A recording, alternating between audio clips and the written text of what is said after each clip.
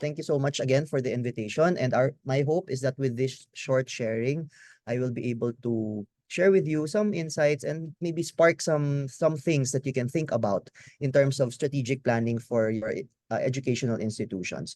So it's a varied group. So I'm sure that we're all coming from different contexts. Maybe some from public schools, some from private schools. Not sure if there are schools from abroad who are joining us. But the idea here, what I'd like to share are not very specific points because that will take a lot of time and that will take a focused discussion for each of the institutions. My hope is that through this morning's short session, I'll be able to share with you some insights, some thoughts that you can consider as you prepare your strategic plans for this coming school year or the next few years. Usually strategic plans are good for 3 to 5 years or some 5 to 7 years, depending on the institution. And as a strategy, the idea of a strategic plan is to really look at what the landscape is like, and then from there, devise ways to be able to make the most out of the situation and to minimize possible areas of difficulty or challenges. That's after all that the word strategy is usually used in a military context where we think of a strategy when we are on the battlefield or going to engage in a certain battle. So so strategic planning. So that's my hope. One thing that we can think about, what things that we can consider. And just a disclaimer, we are not going to come up with your own strategic plans at the end of this session. It's very short. And also because that will take more individualized discussions per school or per unit, because the strategic plans of the different institutions will vary depending on our own context, our own vision, mission, and goals, and our own objectives as well. Okay, so with that, I'd like to just begin to say that these are our session objectives. Just first, to identify decisive factors that we educators can consider to continuously reimagine education. Education has been changing. The pandemic for the past few years really changed the landscape of education, and somehow there's no going back. And so the continuous, the invitation that we hope to continue to think about in our institutions and even in the world is how to continue to reimagine education towards the future. We cannot stop where we are right now. And of course, towards the end, something that you can bring home with you in your own institutions is to determine and think about actionable steps towards strategic directions. Now, strategies are quite broad. They have to be enfleshed in action steps or action plans, which are more measurable. And at the end of the session, I'll just show you a very simple framework or tool or worksheet, so to speak, that you can use to come up with your strategic plans. I'm sure all of you will have your own tools to use to come up with your strategic plans, but something that we can consider or you can think about if you don't have any yet. Okay, so now, again, as I said, our hope that through this short session is really to come up with ideas, spark some insights, and spark some maybe curiosity among us that will hopefully be something that we will consider for our own strategic plans. Okay, so for this morning, I'd like to use the background or the backdrop of the UNESCO Futures of Education initiative. So I'm not sure if you've heard about this. Maybe I think you can raise your hands or give me a react. Can you give me a reaction, like a raise of hands or a heart, if you've already heard about the Futures of Education initiative of the UNESCO?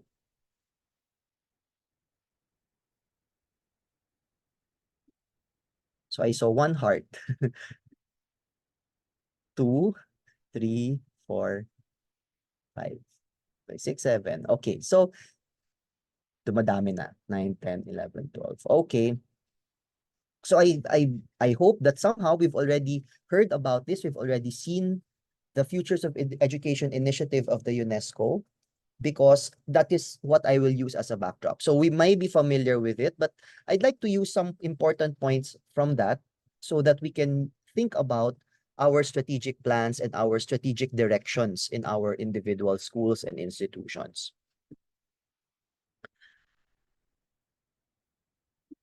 Oh, sorry.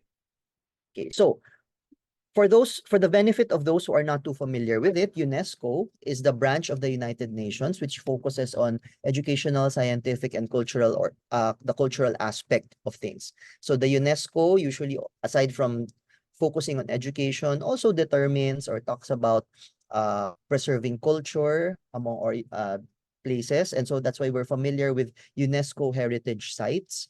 The task of the UNESCO is to determine these and preserve these. So one of the things that the UNESCO has been working on is this Futures of Education initiative, which it is an initiative or a project that UNESCO did in order to focus on education. And the belief is that education is a top priority because it is a basic human right and the foundation for peace and sustainable development. So I think we all agree with that. We know that education is important. And right now, we are seeing that education is not just about learning specific things in class, like how to add, how to subtract, to know very specific things about history, but rather the end goal of education is really for us to hopefully develop peace and sustainable development in the world.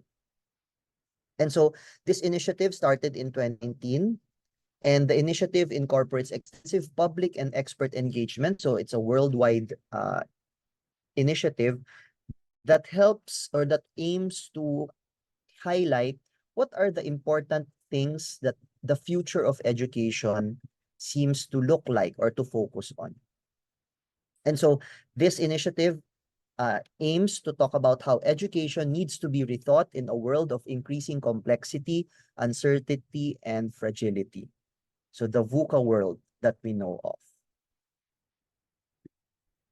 Okay, so just a brief background for those of you, again, who are not very familiar. This short video clip talks about the initiative and maybe gives us a bit of a background as to why is this why is it important for us to reimagine education as it is? Why can't we just stay with what we're doing or what we've been used to for the past decades of education?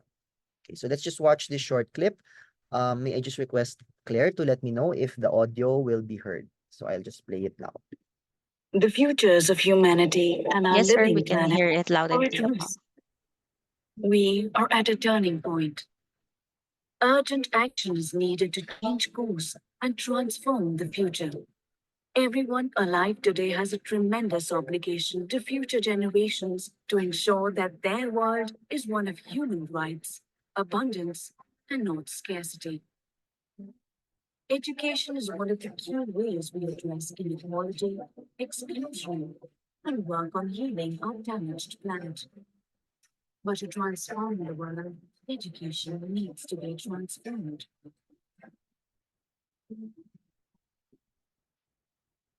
UNESCO launched its Futures of Education initiative to bring the world together to reimagine how education can shape the future. Despite the urgency of action and in conditions of great uncertainty, we have reason to be full of hope. Education can help us make a peaceful, just, and sustainable world. For this, we need to renew education by asking what that we do now should be continued, what should be abandoned, and what needs to be invented afresh. A new social contract for education needs to be built. Collectively, we must strengthen education as a global common good. Let's all work together in our communities and across the world to ensure that education best supports our shared futures.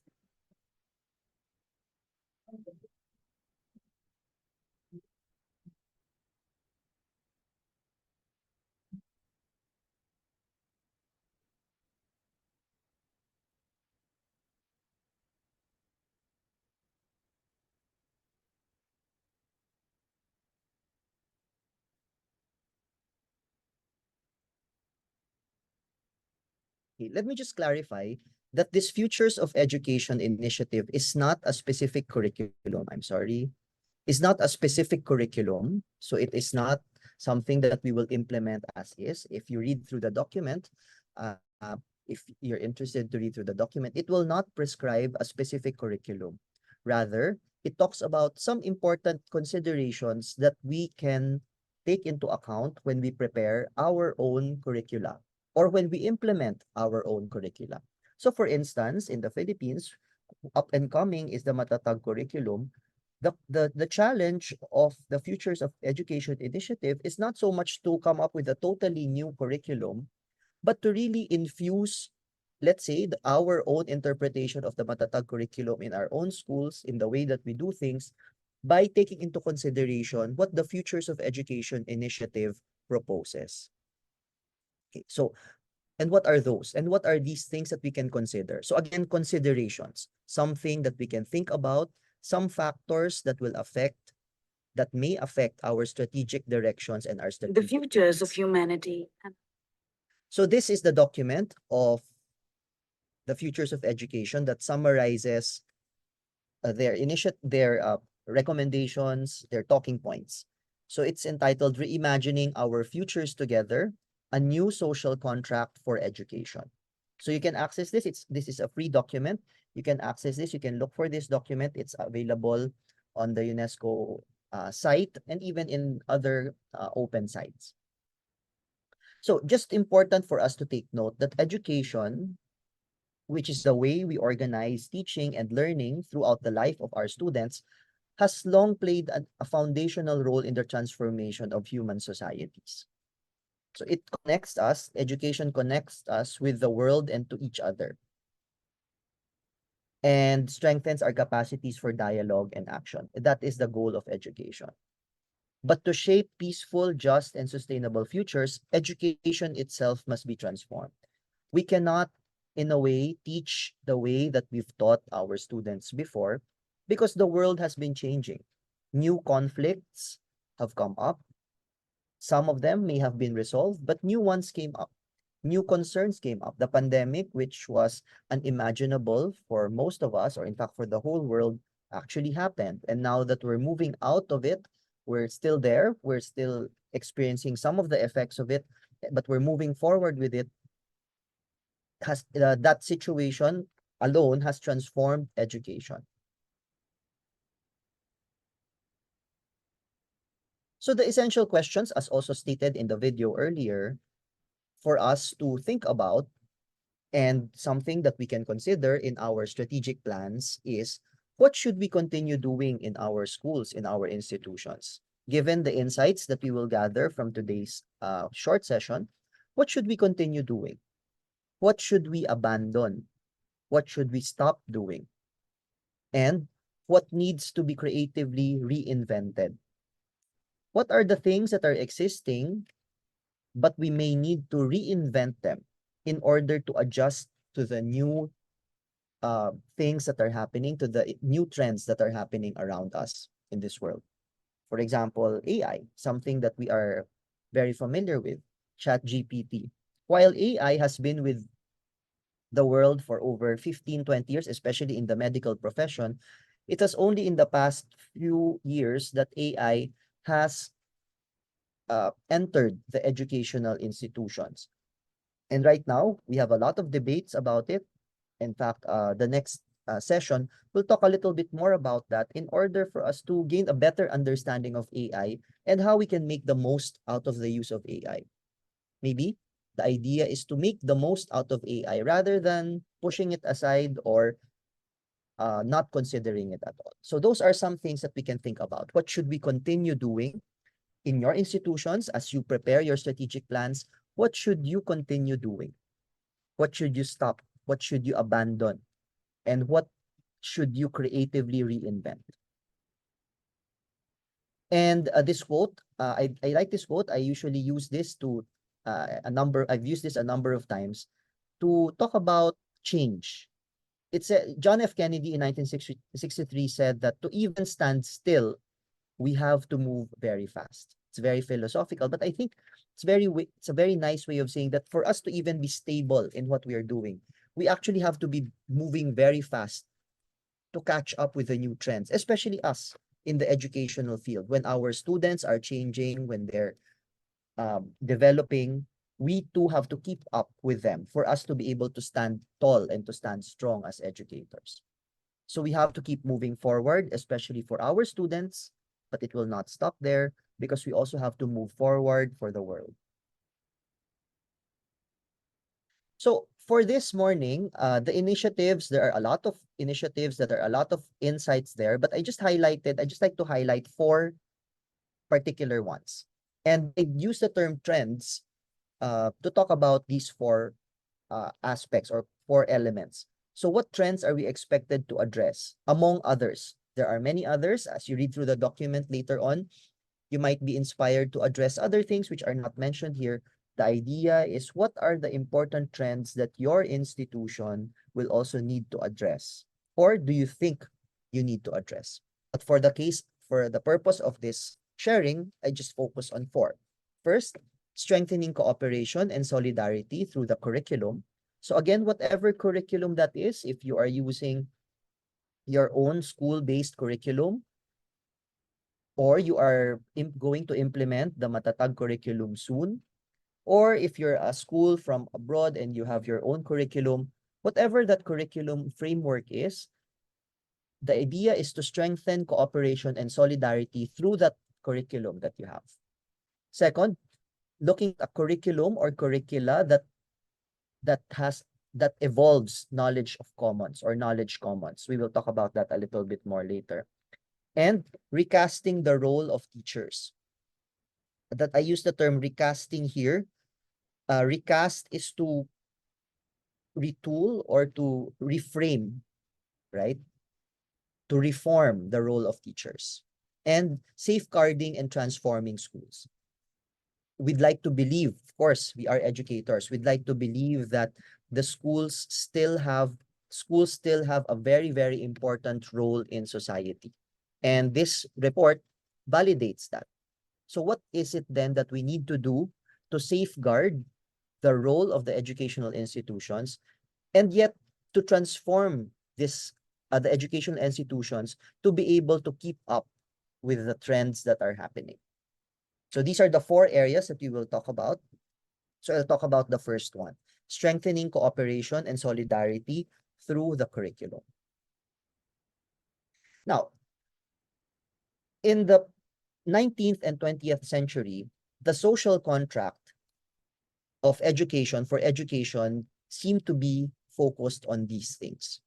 So first, education is rooted in lessons provided by teachers within the structures of classes. And it prioritized individual accomplishment, right? So if we think about education for the past centuries, 19th and 20th century, it focused a lot on that. Topics, content, delivery, and individual accomplishment through exams, through standardized tests, etc. Education was imparted through a curriculum which was organized as a grid of subjects, right? So we have subjects, the different subjects, maths, the different sciences, the different social sciences, they are a grid of subjects and distinct from each other. Teaching was conceived also as a solitary practice that relied on the professional competency of a teacher. So the teacher was the king or queen or emperor or empress of his or her classroom. No one else can tell you what to do as a teacher, right? Didn't we have those scenarios before? So the teacher's classroom was his or her kingdom. And the teacher or the teacher was the one who decided on everything in that classroom. Schools were also organized according to a model that were similar architecturally, procedurally, and organizationally, regardless of context. So that's why there were traditional school buildings. A traditional school building would look like this. The procedures for a school were like this. So in general, regardless of context. And education was organized to teach students of similar ages. That's why we have age requirements. That's why we have batches that have more or less the same age. And that ended, the social contract of education ended when the students were deemed ready for future adulthood or for the next level. So for example, if you are grade school, after grade school, our social contract with them ends as they move towards high school. Or in this case, basic education, our social contract ends with them graduating from senior high school, and then we send them off to university. And then they have a social contract with university, and then afterwards, they're done. So that was the social contract of education in the 19th and 20th century. However, we know now that there seems to be some changes in the way that this social contract exists. Now, a new social contract for education must reinforce education as a public endeavor, that it is a common initiative of the country.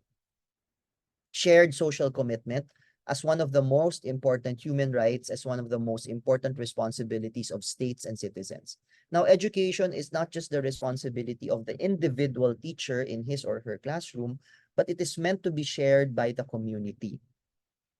In turn, one of the key roles of education is to educate citizens who advance human rights.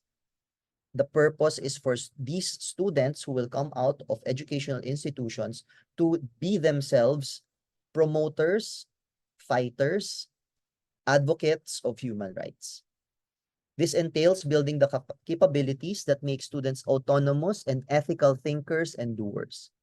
So it means equipping them to collaborate with others, developing their agency, responsibility, empathy, critical and creative thinking, along with their social and emotional skills. So it's not so much now talking about, okay, we need to teach them a certain topic by this year level, and then a certain topic by this year level, but rather education now, the social contract of education now dictates or necessitates that we focus on these important skills. Of course, the content is still there, but the hope is that the content perhaps is used to promote these important skills and agencies among the students. So what does this new social contract of education entail? So the hope is that, one, we can reimagine the pedagogical approaches. Pedagogy means the teaching of the teachers, the relationship of the teachers and the students in class when they teach. So pedagogy, reimagine pedagogical approaches, highlight pedagogical journeys at every age and stage of the learning of the students, and renew the mission of higher education. For those of us who are in higher ed, there seems to be an invitation to renew the mission of higher education, not just to come up with professional information, but to develop students who are, as mentioned earlier, going to contribute significantly to society. So I'll go through each of these. So first, reimagine pedagogical approaches. How? First, through interdisciplinary problem-oriented collaborative thinking. So this is one of the strategies that we can implement or that we can consider as part of your strategic plan or strategic initiatives. Interdisciplinary problem-oriented collaborative learning. SDG, Sustainable Development Goals of the United Nations. If you're familiar with that, I will show it to you later on. Identify students as global citizens who require the knowledge and competencies to build sustainable futures in an increasingly interdependent world. The world is growing larger and larger, and more so, we are actually seeing how interdependent we are on each other, whether maybe we like it or not. So what the action that we do, an action or an act that we do here has an inevitable effect on someone else somewhere around the world. A bottle of water that I irresponsibly throw into the sea has an effect somewhere, somehow. And we know that, we already see that. The focus also on service learning and community engagement softens the walls between classroom and community, and it challenges our students' assumptions and connects them to broader systems, processes, and experiences beyond their own experiences.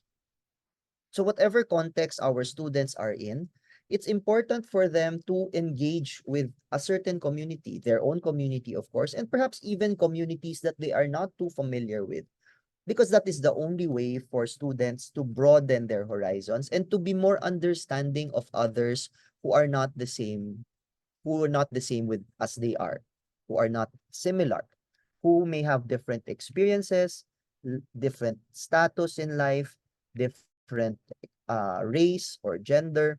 Those are very important. And so I mentioned the Sustainable Development Goals. The United Nations developed or came up with these 17 Sustainable Development Goals, and the goal then was to address this hopefully by the year 2030. And if we look at these 17, there are different areas that are addressed. Of course, us as educators, our focus is SDG number 4, quality education. So what does SDG number 4 talk about? SDG number 4 hopes to ensure inclusive and equitable quality education and promote lifelong learning opportunities for all our students.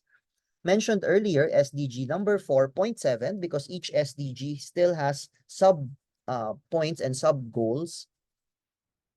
SDG 4.7 says that by 2030, the hope is that all learners acquire the knowledge and skills needed to promote sustainable development.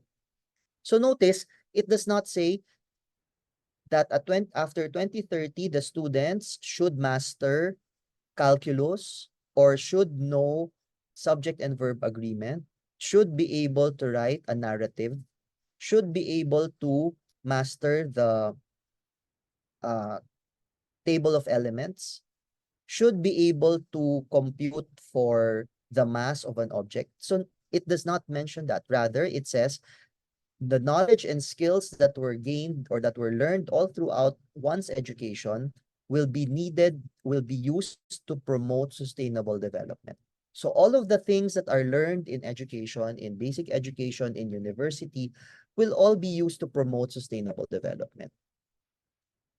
And therefore, it will show through sustainable lifestyles. The students themselves will have sustainable lifestyles that they, when they go out, they don't throw uh, pieces of paper or their trash. Human rights are focused on gender equality, promotion of a culture of peace and nonviolence. When they encounter conflicts, how do they deal with it? And a global citizen. A global citizen is rooted nationally, but is able to interact internationally and can think internationally. So I like to believe that a global citizen is rooted nationally, again, has very strong roots on his national identity. And because of that, the global citizen can engage internationally and appreciation of cultural diversity and culture.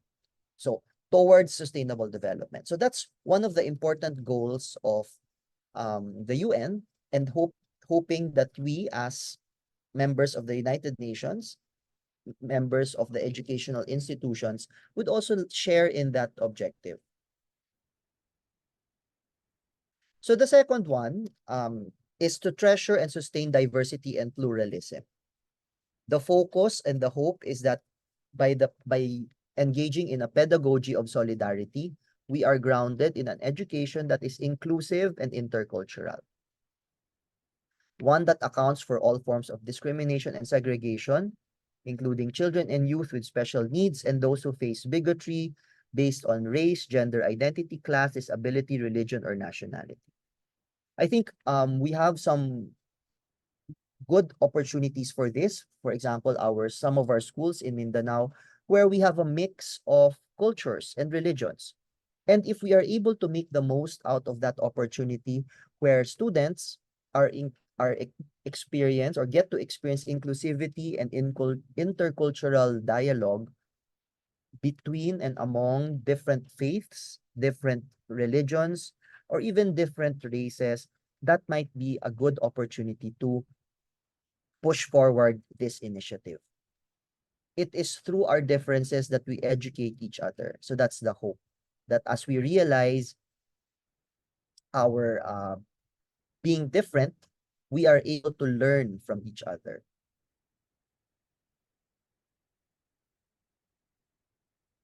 And I lift some elements here from the Matatag curriculum. Some of you might be familiar with this. There is from the Matatag curriculum, just a disclaimer, I am not an expert in Matatag curriculum. I'm not from DepEd, but I just highlighted some possible intersections, or as I mentioned earlier, some things that you can focus on if your school is called on to implement the Matatag curriculum, and I think majority of the schools in the Philippines are of course called to do that. The goal now is to strategize. How do we infuse all these important insights into the Matatag curriculum? And there seem to be open windows already. So the important thing now is to make the most out of those opportunities. First, there seems to be a strengthened peace education.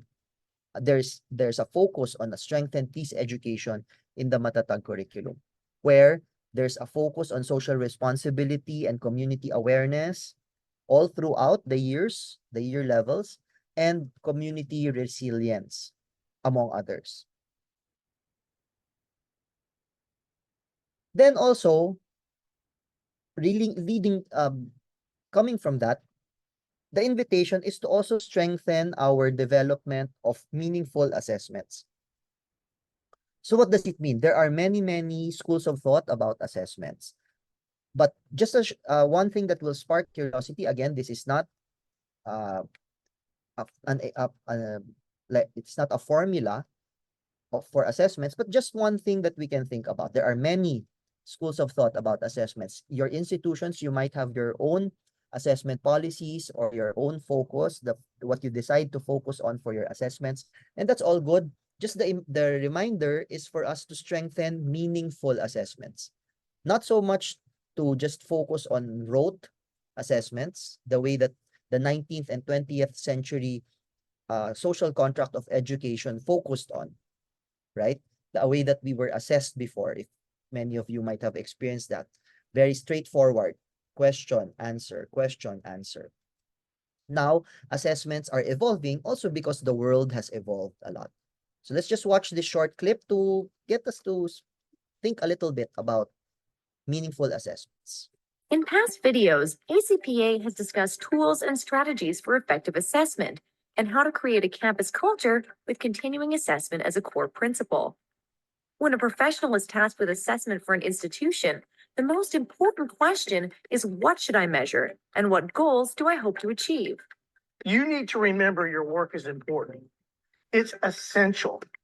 Whether we treasure what we measure or we measure what we treasure, your job is to draw attention to the right and important things that influence higher education. The conversations you guide with staff, the questions that you ask, and more importantly, the questions you help answer are often the catalyst to new ideas, improved pedagogy, and ultimately institutional transformation.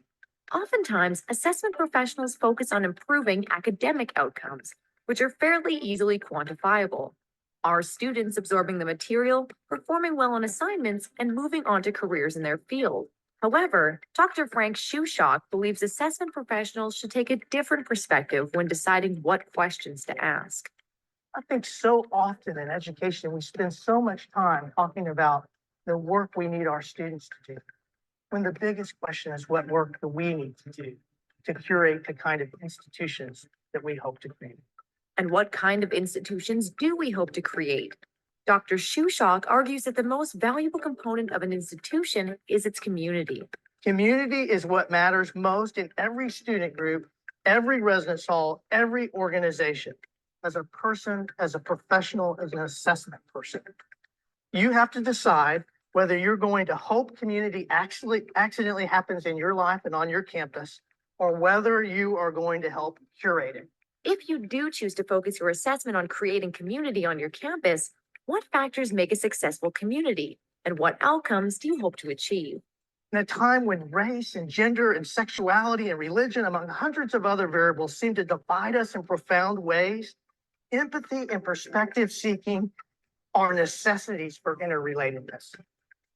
Without empathy, justice making and peacekeeping are impossible. So cultivating empathetic practices within our students and ourselves must be among our highest priorities. I hope you will direct your work towards people, and you will point colleges and universities and everything we do towards shaping better human beings. As an assessment professional, you have the power to be a champion of innovation and ask questions that could transform how students perceive and interact in the world. Dr. Shushok implores you to ask yourself, what hunches do you have about education, about learning, about institutional transformation, and what problems do you see that need to be challenged? To see Dr. Shushok's full presentation and other speakers on assessment, visit our Assessment and Student Affairs channel.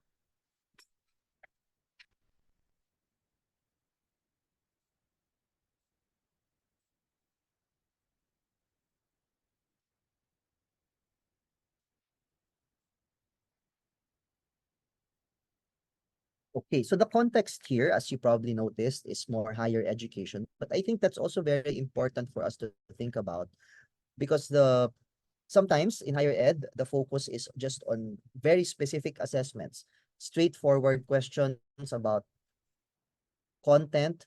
But there seems to be this initiative now to think about meaningful assessments where students are able to engage with each other and engage with communities that they are possibly working with or they may work with as part of their profession or as part of their discipline. So that's the first one, reimagining pedagogical approaches. How can we change or make changes in the way that we are teaching, we are assessing our students? The second one is to highlight pedagogical journeys at every age and stage. What does that mean? Very interesting is that our students are developing. We know that our students are developing. And yet, in the world, for example, and one of the advocacies of the UN is also to focus on this early childhood, because it is during this early childhood that the development of the child is really very, very crucial for their overall growth and development later on. So they say what happens in the first 5 years, the nutrition that they are able to get, the exposure that they're able to get in the first 5 years actually affect the way that they do things, the way that they perceive things, the way that they think in the next few years or even in the years of the rest of the years of their life. So early childhood education is a key foundation of all future learning and flourishing. So very, very important. So for those of us who are in basic education and who have preschool, kindergarten, grade 1, grade 2, grade 3, these are very, very important stages of their lives. Okay? Those, when they enter grade 1 and they're probably 5 years old, or kindergarten, or grade 1, 5 years old, 6 years old, they've already gone through their first 5 years. So very important. What else can we do? And for those of us who have pre-K, maybe this is something we can consider.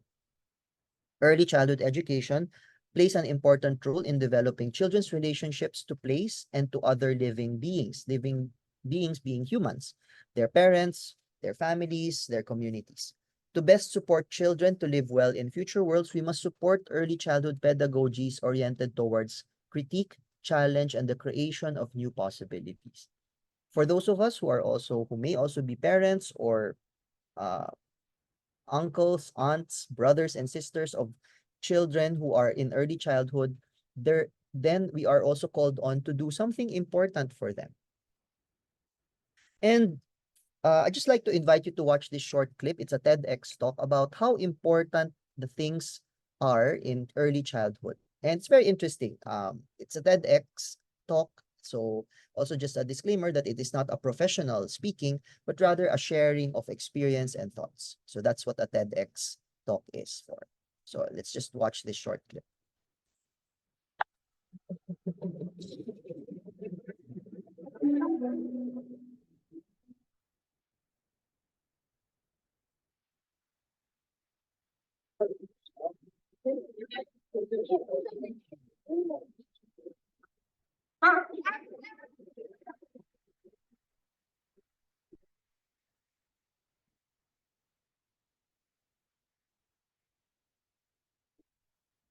Sorry, there's a comment that the audio is weak or poor. Is this still the case? May I confirm? Or can you hear it clearly?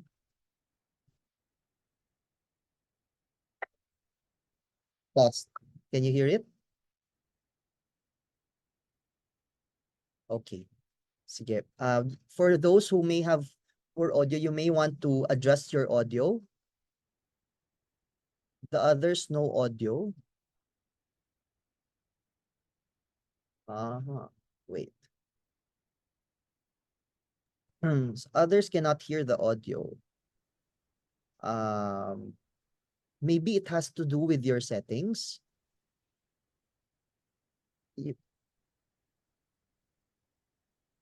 Share sound. Hi, sir. Can you try to play for once again the video? Okay. What if I was to tell you Yes, it has a that sound. a game of peekaboo?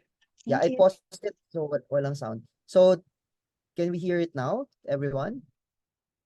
Yeah, ngayon walang sound siya talaga. Nakapatay ito. But, test again. I'll test it.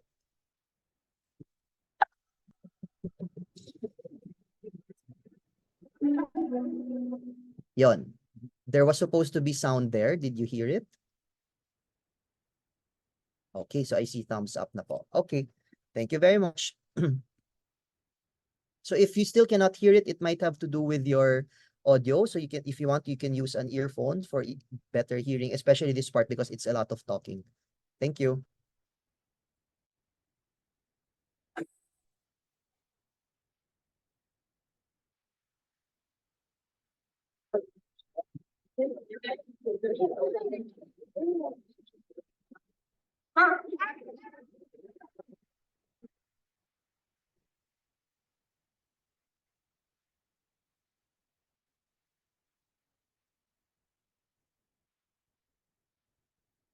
What if I was to tell you that a game of peekaboo could change the world? Sounds impossible, right? Well, I'm here today to prove it's not. Hi, I'm Molly, and I'm 7, and this is my little friend Ari. Say hi, Ari. Oh, and this is my neighbor, Elmer John. He has to take Ari away now to get ready for our experiment. But don't worry, they'll be back. My talk today is about some powerful things you grown-ups can do that shape us as children and the adults we become. How do I know? Because my parents and people around me did them early and often. I know not all kids are as lucky. Some of my friends, some kids at my school, and many around the world. And I would really like to help change that. Thanks to scientists, we now know just how important the first 5 years are for our health and development, especially our brains. Ari started learning long before he was even born, from inside his mummy's tummy. When Ari was born, he was tiny, and he cried all the time. He was always hungry, and he pooped a lot. Now he laughs and giggles and makes funny noises. But those are just the changes we hear and see. There's way more going on inside. So, let's talk more about our brains. The blue bag is the rough size and weight of a healthy baby's brain at birth. The red one is a baby's brain after the first year. It almost doubles in volume. And by my age, it's almost 90% the volume of an adult brain. Our brains develop faster in our early years than at any other time in our lives. It can create up to 1 million neural connections every second. But we need your help. Our healthy development depends on these top 5 things. 1, connecting. 2, talking. 3, playing. 4, a healthy home. 5, community. All of this helps our brains and us reach our full potential. So what's something you can do that can really make a difference? Scientists call it serve and return. That's just a grown-up way of saying connect, talk, and play with us. And here's the really big news. Amajot, Ari, you ready? Ready? Copycat games build imagination and empathy. And Naming games build vocabulary and attention. Daddy. Ari. Daddy. Ari. And games like peekaboo, yep, peekaboo, actually build memory and trust. Each time you talk to us, play with us, make us laugh, it not only builds and strengthens our relationships and mental health, it actually teaches us some of the most important life skills, from making friends to taking the test, to getting a job, to one day maybe even starting a family of our own. Interactions early and often matter. Take it from me, the 7-year-old up here, talking about brain science. Okay, now let's see what happens when the connection is taken away. So now he's trying to get his dad's attention again. He's reaching out like, that was fun, what if he stopped? I know it's important for adults to use their devices sometimes, but kids are hardwired to seek out meaningful connections. Not receiving them causes confusion and stress. Okay, Amajot, please re-engage.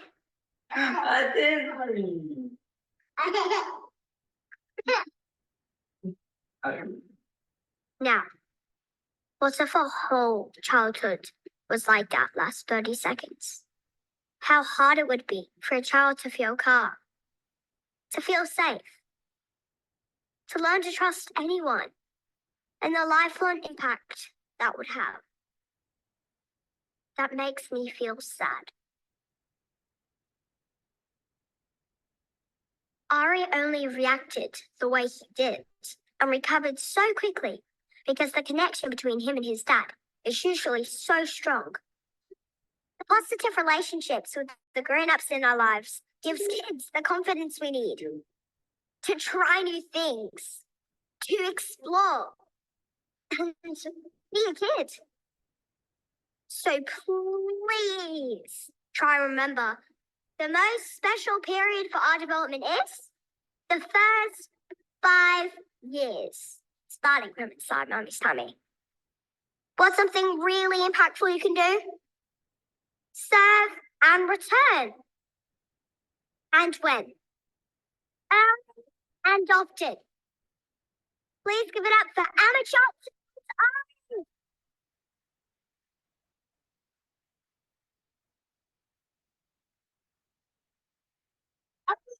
Together is an opportunity to connect, talk, and play. Imagine the difference we could make if everyone everywhere did this. To us, to children, it's so much more than just a game. It's our future. Thank you.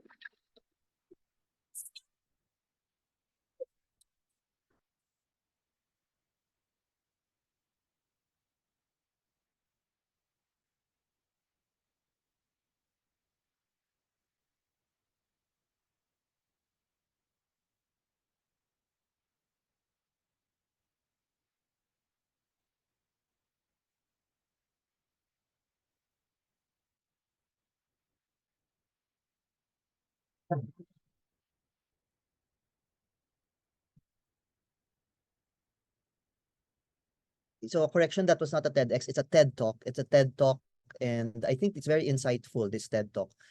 And I hope that as you were listening, you were trying to also see what can we actually do for our children, for our youth, and the young children, early childhood. So again, those of us who are involved in basic education, particularly the pre-K to K, and even those who have children of their own, what are the important things that we can do? So moving forward, Other things that we need to consider, therefore, are design collaborative education for children. So arguably, much time is dedicated to isolated individual work at the primary level, and it limits key opportunities for co-construction, cooperation, and problem solving.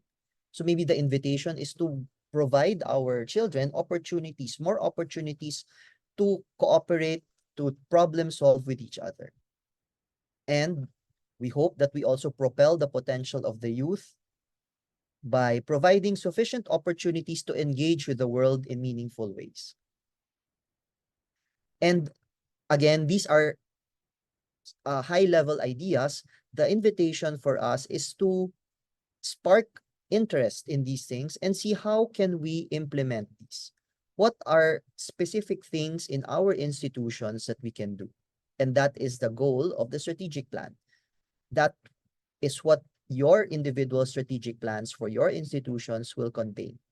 If this is an initiative, a strategic initiative, or a strategic goal that you believe in and your institution believes in, the next stage is to develop and identify action steps that you will do for your students, for the youth that are under your care. So we finished 2, reimagining pedagogical approaches and highlighting pedagogical journeys at every age and stage, especially starting when they're younger. And these are 2 ways perhaps that we can have a new social contract of education. And the last one is to renew the mission of higher education. That higher education also needs to think about the way higher education presents education to the youth, or at least to the not so young. So to renew the education mission, the educational mission of higher education, it is important to have strong connections with primary and secondary education. So I think there are already initiatives discussing matters between DepEd and CHED in the Philippines, at least, to align the goals, the strategic objectives that have been done throughout primary, basic education, secondary, and even higher ed, and to engage pedagogical strategies beyond the traditional lecture and transmission model it implies. So going beyond the usual traditional lecture and the transmission model, or the transmission of knowledge. That's the transmission model that is referred to here. That's where just the teachers just transmit knowledge, and it's up to the students to receive that knowledge or that information. So cooperative work is something that we hope to highlight because it develops research skills, problem solving, field studies, action, research, and many community projects that can be done. So these and many other pedagogical forms need to infuse higher education. So again, not just transmitting very specific knowledge about a certain profession or field, but rather to also develop these other aspects of a student, particularly cooperative work, because eventually when the professional or when the university graduate moves to professional life, they will need to cooperate with others. Doctors need a team to analyze certain cases, especially complex ones. Architects need to work with an engineer to be able to construct a house, and to work with different groups of people, the foreman, the carpenters, the owners, the designers, the interior design. So really, there's a lot of cooperative work wherever, whatever field we are part of. And that's maybe something that we can help develop in our students. So some points for dialogue and strategic action that we can think about. Interconnectedness and interdependencies should frame pedagogy. Cooperation and collaboration must be taught and practiced in appropriate ways at different levels and ages. We've seen that. Solidarity, compassion, ethics, and empathy should be ingrained in how we learn. So not just specific topics, subjects, skills, but these are important values that should be ingrained in the way that we learn and the way that we move forward with education. And assessment should be aligned to these aims and be meaningful for student growth and learning. if we believe that these are important values or traits that students should develop, then of course our assessments should follow. So that's the first.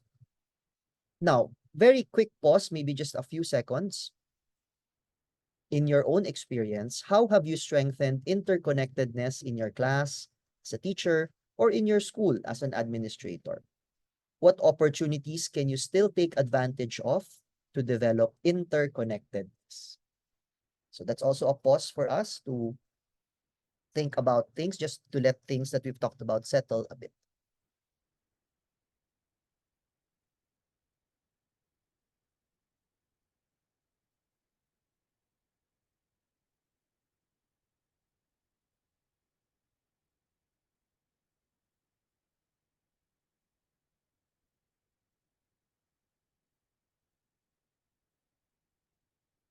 Okay, so I now move on. We've finished one, and now we'll go to the next one. Curricula and the evolving knowledge commons. What does this mean? In the new social contract for education, curriculum or curricula should grow out of the wealth of common knowledge and embrace ecological, intercultural, and interdisciplinary learning. So what it's saying is that knowledge before used to just focus on content, very, very specific things or skills per subject. But now the invitation is to move outward and to broaden that common knowledge, or that knowledge common they call it, knowledge commons that they call it, to embrace ecological, intercultural, and interdisciplinary learning, not just anymore compartmentalized into those grids, as we've talked about, of subjects, but rather interdisciplinary, while building their capacity to critique and to apply them. So curricula must enable relearning how we are interconnected with a living, damaged planet. So I think very, very important. The heat that we're experiencing right now is actually a teachable moment for our students. While some of them may be enjoying the class suspension, I think as educators, we have this responsibility to talk about it and gain and let the students understand the important things that are happening, the implications of the things that are happening to us right now. In this case, the extreme heat that we're experiencing, which is inevitably affecting education, as suspensions are called by the DepEd and even by local government units. So broaden also literacies and create plurilingual futures. Plurilingual means plural, lingual, languages. So now the thrust is moving towards helping students learn different languages, foreign languages, indigenous languages, so that indigenous languages do not die out, and even sign language, which is now a language that is not just limited to those who are deaf and mute, but rather it's a language that can be used to communicate with people.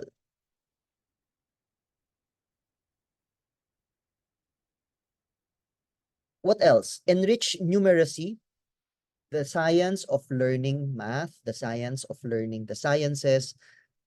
Help the students develop this mathematical thinking that also helps them prove certain things, right? There has to be proof to certain things. Not everything is not just drawn from air. So that's numeracy, the appreciation of figures, values to support conclusions and to support arguments. But also drawing on the humanities, the social sciences, history, sociology, understanding social behavior, understanding individual behavior, psychology, understanding the behavior of other people, and strengthening scientific inquiry and understanding. The curricula must also foster capacities for discernment and the sincere investigation of truth that is complex and nuanced. So what is true? How do we determine what is true and what is real? We also harness the skills for a digital world, as I mentioned. This is not this topic of our discussion today, but how will the students navigate? How do we expect the students to navigate a digital world? So we educate for human rights, active citizenship, and democratic participation. That we hope that our students eventually, when they become part of the voting public, will vote according to proper values, critical thinking, and as an expression of their democratic participation in the process. So they know, we hope that they understand their role in their significant, their important role in society. And higher education should support diverse approaches to knowledge and encourage university research, because it's the only way to build on this knowledge commons, to continue building on this knowledge that we have and not stagnate with what we already know. Because as we know, there are new things coming up, the new virus that came up and new solutions to that virus, the new problems of global warming, and what solutions can we do? How else can we save this damaged planet? And again, looking back at the Matatag curriculum, there are areas that have been identified. Digital literacy, as I've mentioned, critical thinking, problem solving, a lot of communication skills, and future orientation thinking, designing for the future, education for the future, and we also hope to develop resilience and adversity among our students. So again, these are infused in the Matatag curriculum. Our goal and our hope now is to be able to enflesh these in the way that we do things in our different institutions. So again, whether you implement the Matatag curriculum or you're called on to implement another form of curriculum, the curriculum is called on to be to evolve knowledge commons among the students. So what are some points for us to continue to discuss in your own schools and to identify strategic action? Curricula should enhance the learner's abilities to access and contribute to the knowledge commons. The ecological crisis needs the curricula to fundamentally reorient the place of humans in the world. What are we in this world, and what is our role? We infuse that maybe with our faith as well. For those of us who believe in a certain faith, that as stewards of the planet, what are we expected to be? What is our role? What is our responsibility? The spread of misinformation must be countered through scientific, digital, and humanistic literacies. So again, numeracy, knowing figures that support certain arguments, or are they just lip service?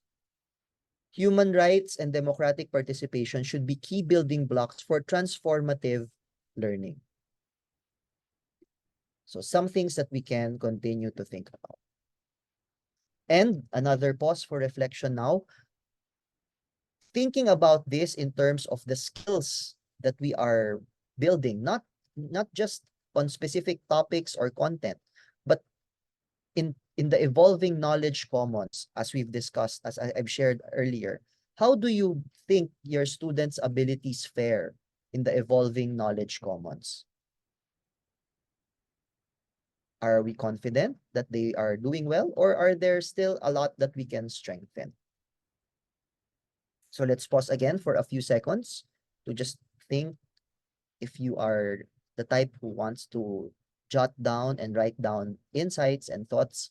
Now is also a time to put down some thoughts.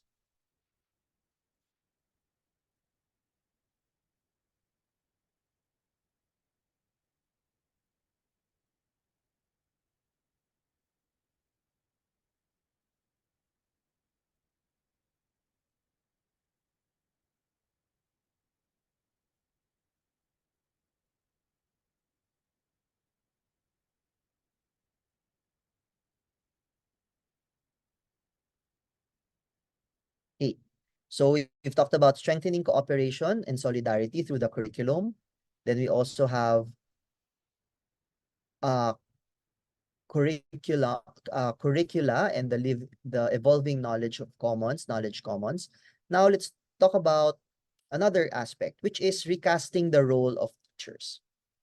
So it appears now that the role of the teacher is all the more important. The individual talents and abilities of teachers need to be bolstered or supported by collaboration and support. So again, we cannot live in a world where each teacher is just his or her king or queen in his or her kingdom of the classroom. Now, more and more, we see that it is important for teachers to collaborate and to support each other, to plan things out together. So teaching is not about an individual person, teacher, leading a student through activities or lessons behind a closed classroom door. Isn't it that our concept of a classroom before was that it's very closed? Doors are locked, or you need permission to enter the room. But now there's an open classroom framework where other teachers are free to visit. Students can move in and out. Of course, it depends on which framework we're looking at. But the idea there is that the classroom is just a venue for learning. It is not the only venue for learning. The classroom is merely a place where people put things together, but the learning actually happens outside of the classroom. There can be no reimagination of curricula and pedagogy without the presence of teachers, and that's very clear. Who will reimagine the curriculum and reimagine pedagogies of teaching and learning without teachers? So teachers need to reflect upon our relationship with knowledge and pursue educational research. Whether we are taking this for further studies or even in our own institutions, it's good to be able to also come up with research, action research, researches about our students and their profiles and how it affects certain aspects of their learning and education. Those are all good opportunities for us to continue building this knowledge commons. And teacher education needs to be rethought to align with educational priorities and orient better towards future challenges and prospects. So of course, the teachers need to be equipped as well. And so teacher education, teacher training has to catch up. Again, it is not just focused now on content. So for example, we gather math teachers to reorient them about math topics because obviously they are experts in that field. But maybe the invitation now is for teacher education to also focus on how to develop these things among our students. If this is what we need, if this is what we believe in. And the role of teachers is very important, as shown in this very short clip. So what is the impact of teachers in the lives of students? Teachers matter because we learn different things every day. They push you to always believe that even if something is hard, you can still achieve it. They're constantly encouraging me and they're trying to make me reach that stretch goal. My teacher has taught me to worry about my education, what life will be when my future if I don't finish high school. Mr. Coffee's taught me how to count. She's definitely taught me to not be biased. He's taught me some great science. She makes me look for more sources. For me to see that somebody was just like me and was able to succeed, she has inspired me to be a better person. Having a great teacher makes things possible. He's my dad, he's my mom, he's my friend, he's my psychiatrist. He kind of believes in me unconditionally, so that way it's easier to believe in yourself.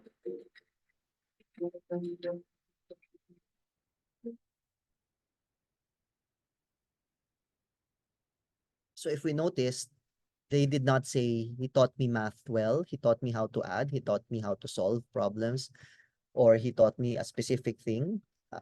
That's very minimal. Most of the teachers who inspired them really helped them develop as individuals. And I'd like to believe that that is our main role as teachers. The teaching of the subject matter, of course, is part of it, but eventually they will remember us not for specific lessons that we taught them in class, but rather lessons in life, perhaps, that we've imparted with them, whether intentionally or unintentionally. And that's why we go back to the responsibility of us teachers. What we do, what we say to our students inevitably affects their future.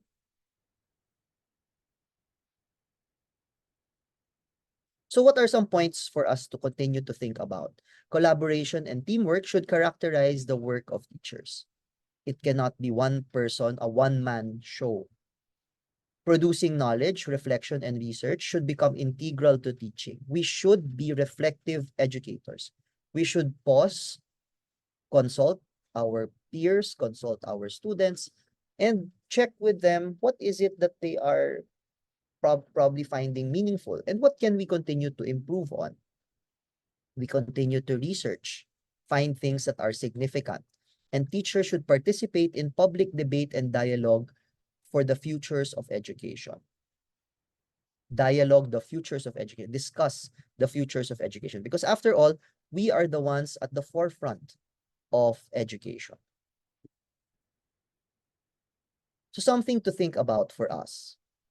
How have we, teachers, been able to perform our true function, as mentioned earlier? Or are we stuck with the teaching of specific lessons or topics? And what challenges are present for us to perform our true function as we stated earlier?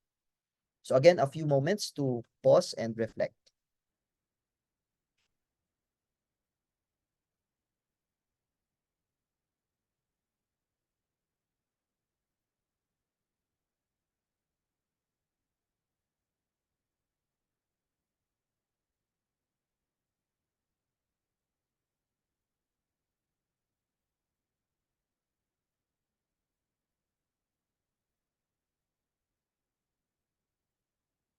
Okay. And so we are now down to the last one, safeguarding and transforming schools. Education is very important. And of course, schools as the venues for education to happen are also very important. Schools should be protected educational sites because it is where inclusion, equity, and individual and collective well-being are supported. So it's also the venue to help promote a transformed world. Schools need to be platforms for cooperation, care, and change. So these are the things that we need to focus on. Students may no longer be limited to conventional classrooms in future schools, but they will continue to need sustained engagement with their classmates. So I think that's one of the things we noticed during the pandemic. While we were able to somehow move forward with education, with online schooling, one thing that seemed lacking among students was their engagement with each other and engagement with their teachers.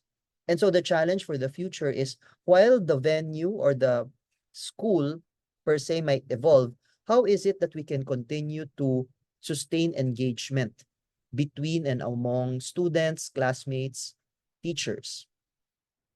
And teachers can become designers of personalized learning based on a different set of assumptions, oriented not towards past personal failures, but towards the possibilities of engagement and belonging.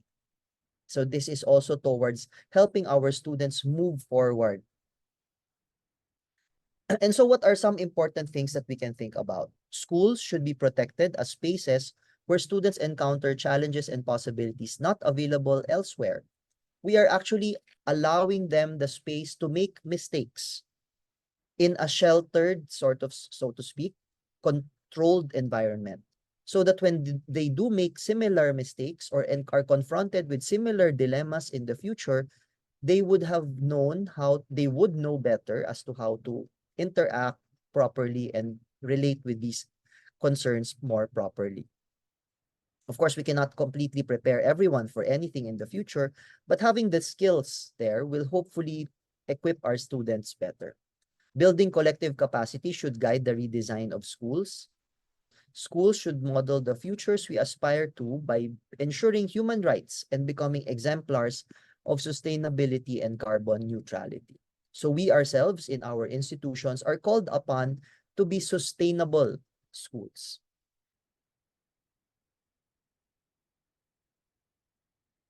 And so again, looking back at the Matatag curriculum, there are also goals that the curriculum hopes to achieve. And I'd like to believe that these coincide with some of the things that we've also talked about. Preparing strong literacy and numeracy foundation, as we've mentioned, language and numeracy, equipping them with 21st century skills, students who are nationalistic and global, so that is the definition of a global citizen, grounded in his local roots, but also able to engage the world, global, and ready to succeed in life with the skills of cooperation, interconnectedness. So here are again the trends that we somehow talked about. Again, there are many others, but we just chose to focus on 4 of them for now, given the limited time, and also for the focus of discussion. So these are the trends that we've talked about, that we've discussed. So in your own schools, you might want to look at, let's say, a planning worksheet that you can do something like this. So for example, given the discussion that we had earlier, your strategic plan might look something like this. Your main strategic direction is to renew education. Therefore, some of your strategic goals or objectives can be strengthening cooperation and solidarity through the curriculum. And what are then the evidence or the milestones that you will need to see to be able to see this? Do you expect to see, let's say, students who are more engaged with the community? That's a milestone by a certain age or by a certain year level. And therefore, what are the action steps that you will take as an institution? Will you create certain activities, develop certain activities? Will you strengthen certain activities? We can use here the framework that was shared earlier. What should we continue? What should be abandoned? And what can be creatively redesigned? And of course, identify the time frame. Is it within this school year, the next school year, as we implement the Matatag curriculum? Or is it after 3 years? And who will be in charge of this? Will it be the subject teachers or the guidance counselors? Or will it be the administrative team? Or will it be a certain office in the school which will be in charge of that? So this is just an example of a roadmap, a strategic planning roadmap that, again, as I mentioned, can vary from institution to institution. I'm pretty sure that in our individual institutions, we have documents for this. What's important is now to infuse the ideas that we thought about and we shared about earlier into these plans. And so as we implement a particular curriculum or a particular plans, they will hopefully move towards achieving these strategic directions. And as I mentioned, the goal this morning was just to come up with possible insights, possible thoughts to spark certain ideas that may be good strategic directions. The strategic direction is more overview. What we tried to do was we tried to fly a little bit higher and see from the bird's eye view possible directions. Not very, very specific ones, because the very specific ones are eventually the action steps that you will take. And so as administrators and even as teachers, we sometimes need to take a step back or to fly a little bit higher, if we were using the bird analogy, so that we can see farther into the future and a wider scope or a wider range of effects that we can possibly see. And so I'd just like to end with this quote that by John Dewey that says, "If we teach today's students as we taught yesterday's, we rob them of tomorrow." So this is yet another favorite quote that I usually use, that if we've been taught a certain way, if we continue teaching that way, we will actually possibly rob our students of tomorrow, because the future of education as we know it is actually going to be very, very different, especially in the years to come.